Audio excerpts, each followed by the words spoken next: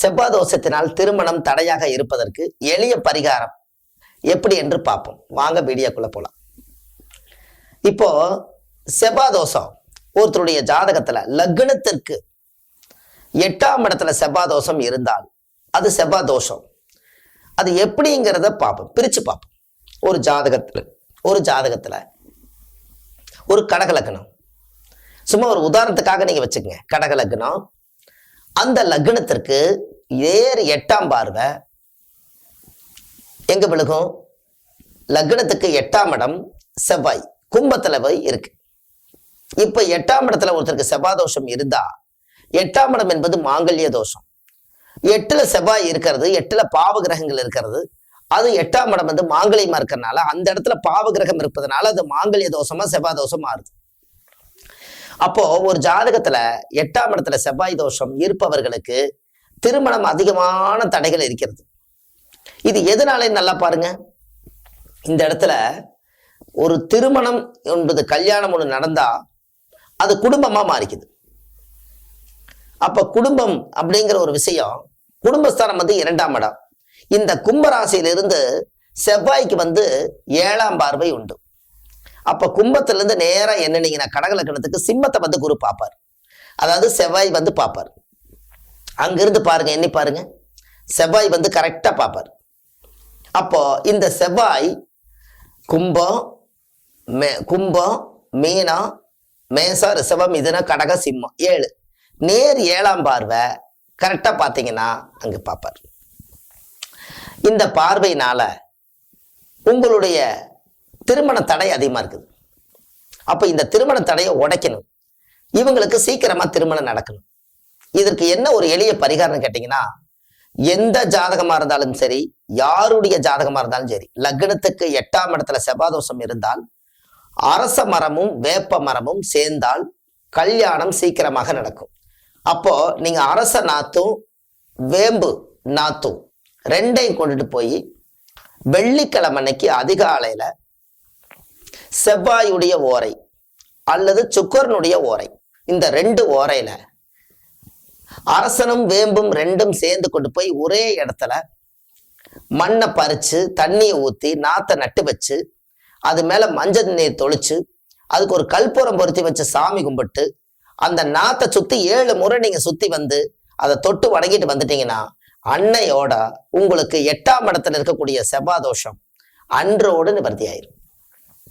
இதை நீங்க செஞ்சு பாருங்க, உங்களோட வாழ்க்கையில ஒரு மிகப்பெரிய மாற்றம் நடக்கும்.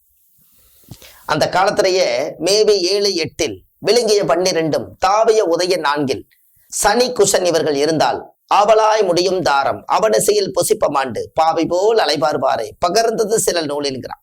அப்ப அந்த காலத்திலேயே பாருங்க, சித்தர்கள் அந்த காலத்துல இப்படி எழுதி வச்சிருக்காங்க.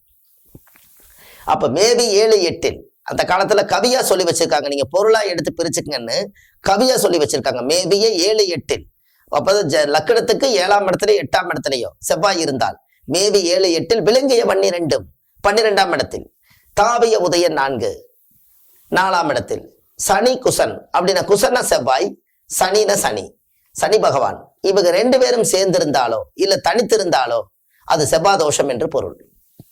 அப்போ ஆவலாய் முடியும் தாரம் அவனிசையில் பொசிப்பமாண்டு பாவி போல் அலைவாருவாரே பகர்ந்த செல் நூலில் அப்படின்னு அந்த காலத்துல முனிவர்கள் இதை பாடியிருக்காங்க. அப்ப இந்த இடத்துக்களை எல்லாம் பாவக்கோள்கள் செவ்வாய் இருந்தால் இது மாங்கல்ய தோஷமாக மாறுகிறது.